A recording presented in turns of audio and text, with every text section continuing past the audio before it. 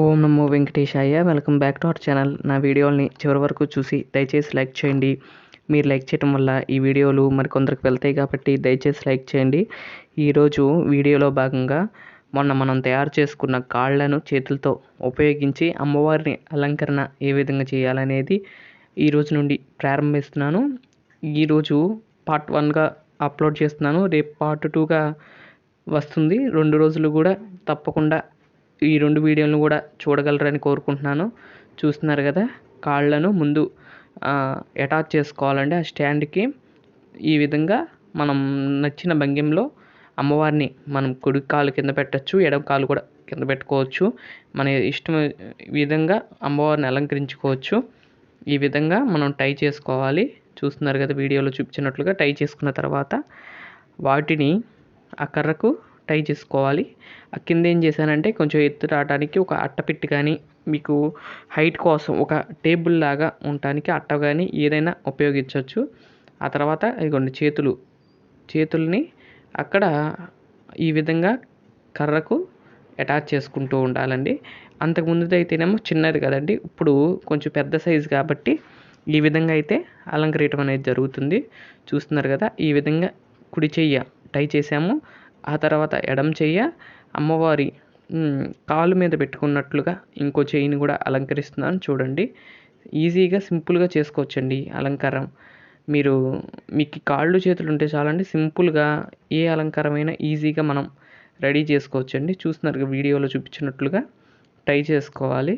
ఇది జాగ్రత్తగా చేసుకోవాలండి. అంటే అటు ఇటు జారిపోతూ ఉంటాయి. ఇంకొకళ్ళ హెల్ప్ ఉంటే మాత్రం బాగుంటుంది. అంటే ఒకళ్ళు పట్టుకుంటే ఇంకొకళ్ళు టై చేసినా చాలా బాగుంటుంది కాబట్టి అలా టైట్గా ఉంటుంది. అలాగే ఇగోని చూస్తున్నారు కదా, మళ్ళీ మధ్యలో చున్నీ కానీ లేకపోతే పాత చీరలు కానీ ఆ విధంగా వీడియోలో చూపించినట్లుగా టై చేసుకోవాలి. అంటే హైట్ కోసమని.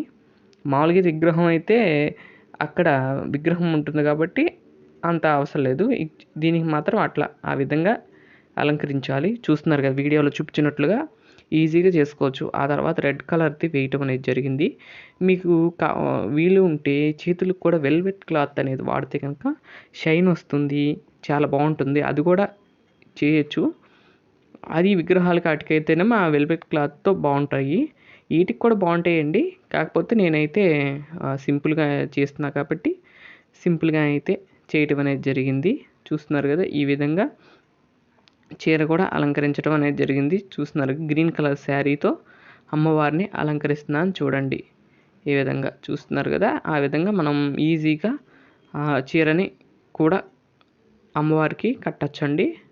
ఆ చీర చెంగుని తీసుకొచ్చి ఇప్పుడు కుచ్చులు కూడా తీసిన తర్వాత ఆ కుచ్చులతో ఇటు సైడ్ అంచు అటు సైడ్ అంచు ఉండేది కదండి, ఆ 2 సైజు అంచులతో చేయటం అనేది జరుగుతుంది. చూడండి, కాలు తీసుకొచ్చి పైన పెట్టాలి ఆ చీర మీద.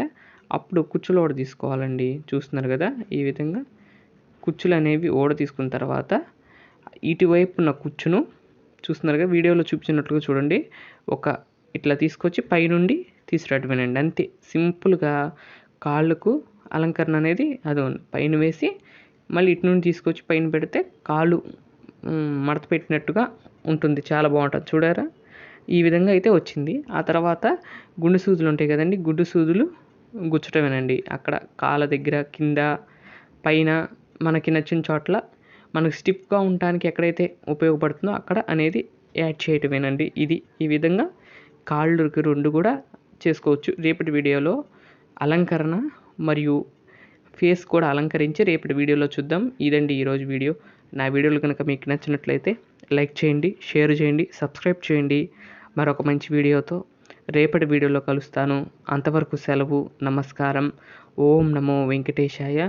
ఓం శ్రీమాత్రే నమః.